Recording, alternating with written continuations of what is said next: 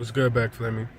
Uh, this video is entitled Modern Day Lynching.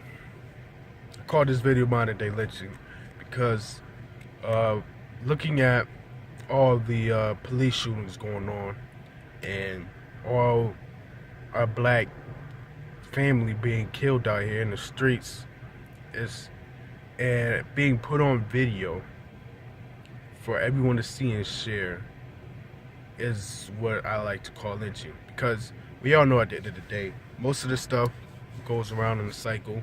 And what I mean by cycle is that they might they might charge them on manslaughter, murder, and it goes to trial, nothing happens, and then goes all over again and back into a circle. And when you look at lynching back in the 1800s and 1900s or 1700s, you look at why they were lynched. Just for the simplest things, those who were out at 6 o'clock, when the lights came on, you were lynched in certain areas in the U.S. That's why most of us black people, when the lights came on, you better be home. We still use that for still in today. And then you look at, even when lynchings happen, they would announce them in churches.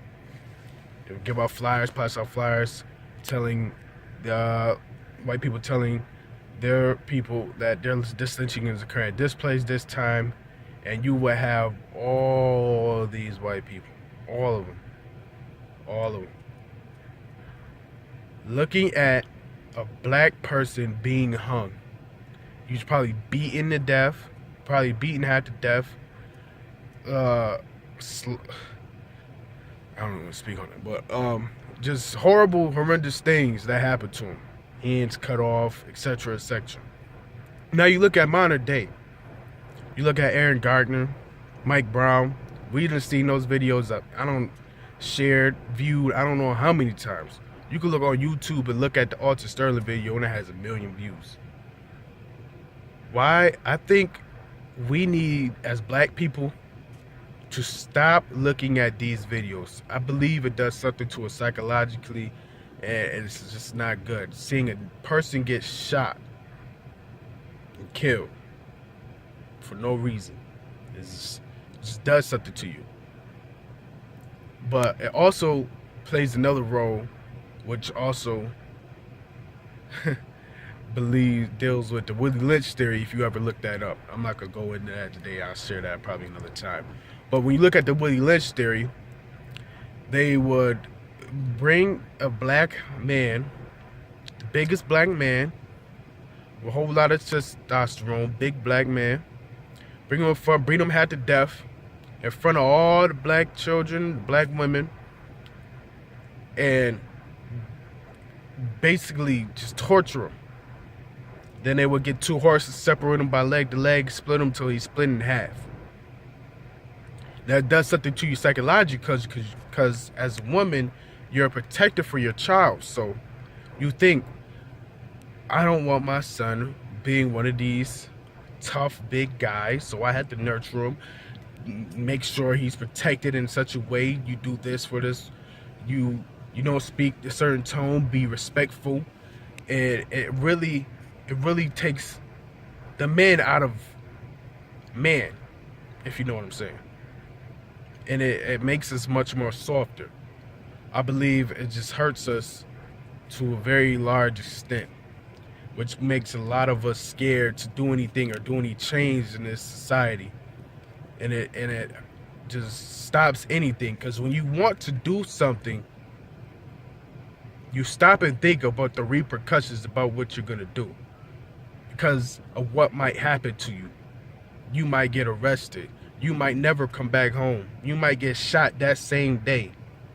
That put fears in you. That put fear in you. So even if you want to, you got somebody whispering in your ear, no, don't do that. I don't want to see you dead out here. It's psychologically, and it's still happening to this day. We've been out of slavery for 400 years. And you could say we're still in slavery. Mentally. Just like the great book by Dr. Love, I always mess her name up, but her book is post-traumatic slave syndrome. It's still happening to this day. My thing is also that we have a president, African American president. Well, he probably will never be claimed as that. He doesn't do anything for us. But he does not do anything for us at all. At all. He has done everything for every other group that you can think of. And I don't want to hear nobody say nothing about no health care. That's for everybody. I'm looking out for us. What about us? He has done nothing for us. If somebody got some, please let me know. He has never done anything for us. He's just another puppet being controlled.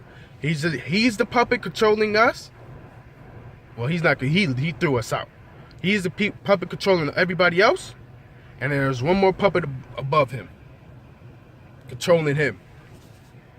And got a bug in his ear, and it's sad to see.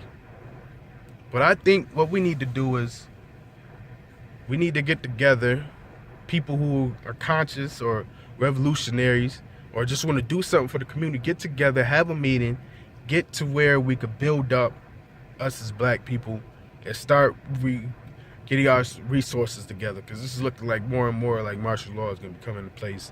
And I believe that if it does come into place, we need to be armed, get some food, resources, because when things get done, are you be able to run? Are you going to be able to protect yourself? Can you run with your baby in your arm for long distances? Are we prepared for that? Are we trained to go hand in hand? You don't know. Well, yeah, just let me know what y'all think about this. Comment below.